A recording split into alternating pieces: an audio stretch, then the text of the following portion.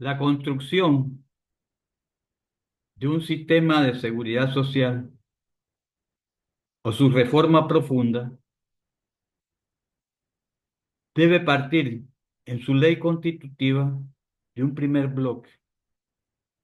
En ese primer bloque se deben establecer con mucha claridad los principios básicos que estarían siendo la guía para la construcción de todo el sistema de protección social.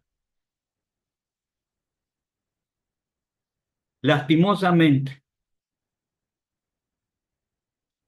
en el devenir del debate del nefasto proyecto de ley 163, los diputados que hacen parte de la Comisión de Salud de la Asamblea Nacional han llegado a un consenso que se aleja más que notablemente de la posibilidad de construir un sistema de seguridad social que realmente sirva de base para el pleno desarrollo de nuestra población. Este consenso en que participaron diputados de Realizando Meta, de Cambio Democrático, de Vamos, del Partido Revolucionario Democrático y del Partido Panameñista, dista, como lo he dicho, de esa posibilidad.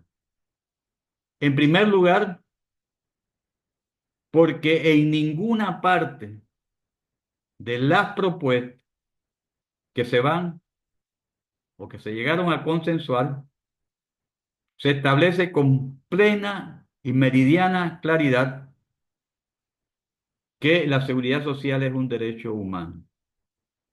Seguramente algunos de estos diputados podrán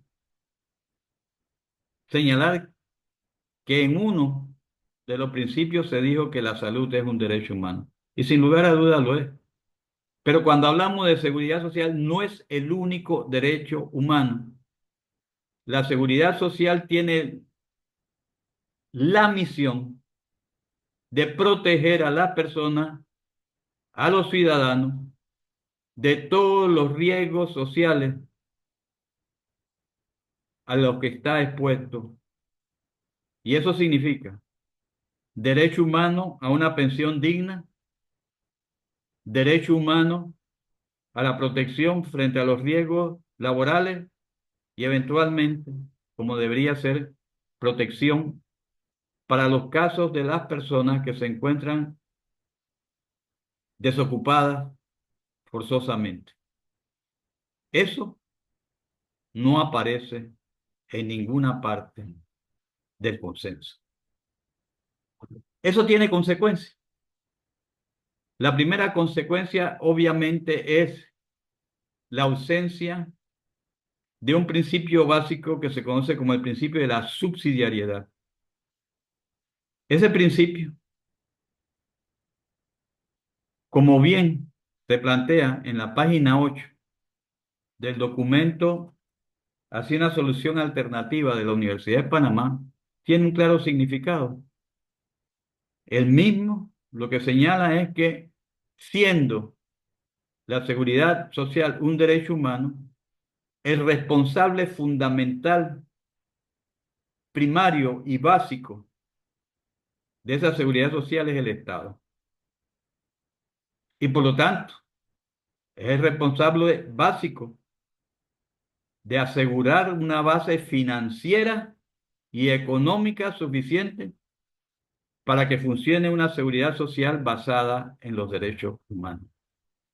Y no se trata de un principio extraño o inventado, sino se trata de un principio generalmente reconocido en la literatura sobre la seguridad social. incluyendo la literatura de la Organización Internacional del Trabajo, la OIT. En este caso, ¿verdad? Se cambia un poco el nombre del principio. Se le llama el principio de la responsabilidad general y primordial del Estado. Y se entiende de la siguiente manera, y paso a citarlo. Se refiere a la obligación del Estado como garante general de la protección social de garantizar la sostenibilidad financiera, fiscal y económica del Sistema Nacional de Protección Social. Y sigue diciendo, teniendo debidamente en cuenta la justicia social y la equidad, mediante la recaudación y asignación de los recursos necesarios con miras a garantizar efectivamente la protección garantizada por la legislación nacional. Eso no está. ¿Y por qué es importante? No solo es importante en teoría, es importante en la práctica. Es fundamental en la práctica para salvar el seguro social. Y eso se evidencia en el documento de la Universidad de Panamá que hemos citado. Ahí se establece claramente que una solución es darle vida a este principio de subsidiariedad. ¿Y cómo darle vida? Bueno, es sencillo, reduciendo en 1,5% la evasión y la elusión que hace el sector empresarial de los tributos, o sea, de los impuestos que debe pagar. Y se trata de una cantidad muy significativa que sobrepasa los 7.800 millones de balboas anuales. Y hay diputados y personas que dicen que esto se va a recaudar una sola vez y que por lo tanto no tiene mucho sentido hacerlo. Miren, se trata, yo no sé si de ignorancia o de conveniencia, porque es evidente que si yo bajo en 1,5% del Producto Interno Bruto la evasión y la ilusión, en la misma medida estoy elevando el coeficiente de recaudación sobre el Producto Interno Bruto. Eso es lo que se está buscando. Entonces, cuando el Producto Interno Bruto va buscando con una mejor recaudación que debe mantenerse a través del tiempo, incluso va creciendo la captación de recursos que el Estado puede dedicar entonces a cumplir con su responsabilidad a través del principio de la subsidiariedad. Pero no es el único principio que está definido en forma inadecuada. También está en forma inadecuada el principio de la solidaridad. Ahí se dice que lo que se va a garantizar, dice, es la protección de los asegurados y sus dependientes más vulnerables. Será que algunos no son vulnerables, pero bueno, ese no es el tema. El tema es que cuando se habla de solidaridad, hay que dejar en claro de qué se está hablando. Y de lo que se está hablando es que solidaridad implica solidaridad dentro de la generación actual y solidaridad entre las generaciones, la llamada solidaridad intergeneracional. Eso es lo que es un sistema solidario. No se quiere definir así por algún motivo. Y más aún, cuando hablamos de solidaridad, hay que tomar partida en un debate. Para los neoliberales, nunca, jamás los sistemas de seguridad social deben implicar redistribución del ingreso. Y ese es el espíritu del proyecto de ley 163. En cambio, para los sectores sociales e incluso para la doctrina social de la Iglesia, la solidaridad implica redistribución del ingreso. Eso no está aquí. No se dice. No anima entonces la construcción, un verdadero principio de solidaridad. Y la universalidad. Lo que se dice aquí de la universalidad es, es bastante light, por decirlo de alguna manera. Dice que se va a hacer una situación para promover y facilitar la afiliación, pero no se trata de promover y facilitar, se trata de asegurar. Sobre todo donde se trata de asegurar, se trata de asegurar en otra cosa que se plantea en la solución que ofrece la Universidad de Panamá. Y es, ¿verdad?, que hay que eliminar esa lacra social que significa la presencia y la existencia de trabajadores informales de las empresas formales, quienes son informales, pese a que trabajan en empresas formales, simplemente porque si bien los empleadores pueden deducirle, retenerle la cuota obrero patronal, no la entregan al Seguro Social. Entonces no se trata, señores diputados, de simplemente promover y facilitar. Se trata de asegurar. Y no son dos personas. Cuando se hizo el estudio de la Universidad de Panamá, eran 114.700 personas. Ahora, en la última encuesta de hogares, vamos por 200.000. Se trata de asegurarlo. ¿Cómo se trata así de crear además y decir con especificación cuáles son los mecanismos que se van a usar para que los informales puros empiecen a tener una oportunidad de ingresar al Seguro Social? ¿Qué queremos decir con todo esto? Que además falta otro de los principios que se expusieron en el documento de la Universidad de Panamá. Y es el que dice el de la progresividad de los beneficios. ¿Qué significa eso? Mire, los derechos humanos deben caminar hacia perfeccionarse, no hacia atrás.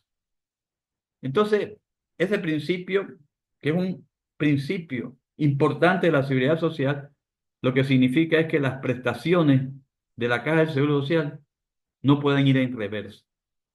No es posible, ¿verdad?, que, por ejemplo, se hagan sistemas que en realidad reduzcan la tasa con que se jubilan los pensionados en relación a los 10 últimos años, la llamada tasa de reemplazo. ¿Por qué no se pone eso al principio de la ley? Todo esto empieza entonces uno a pensar que se trata de que, bueno, aquí lo que quieren es introducir un sistema de cuentas individuales que para los más jóvenes simplemente va a significar pensiones de miseria y que va a chocar con un principio de este tipo. Y igual, ¿verdad?, la responsabilidad del Estado será diluida, se tomarán medidas a final de cuentas para permitir que los privados manejen los fondos de la Caja de Seguro Social, de enviar esos fondos al exterior, prácticamente hasta en un 90%. Y realmente, como he señalado, pensiones de miseria. Lo que le queda a la población entonces es simplemente salirle al paso a este proyecto 163 que va en una ruta de atentar contra una seguridad social basada en los derechos humanos. Hay que salir, hay que protestar, hay que hacer protestas por la vía pacífica, pero protestar, asegurarnos de que la única salida correcta que hay es el rechazo absoluto del proyecto de ley 163 y que se inicie un nuevo proceso, un real proceso de diálogo social en el cual, realmente se usen de base nuevos criterios, criterios amplios, criterios con sentido social, criterios que no apuntan a lo que apunta la ley, el proyecto de ley 173, que es a facilitar que el sector privado se beneficie de la Caja del Seguro Social, con una supuesta situación de sacrificio compartido. A la población le aumentan la edad de jubilación, aunque sea escalonada, es aumento. Y por otro lado, Brasil dice, no, es que le vamos a subir en 10% la parte de la cuota patronal. Simplemente se la van a trasladar a la población. Entonces lo que nos toca es enfrentar el proyecto 163 exigiendo, vuelvo a repetir, que el mismo sea rechazado plenamente y que aparezca un nuevo proceso democrático para entonces encontrar la solución a la caja de seguro social sobre la base fundamental de que se trata de un derecho humano muy importante.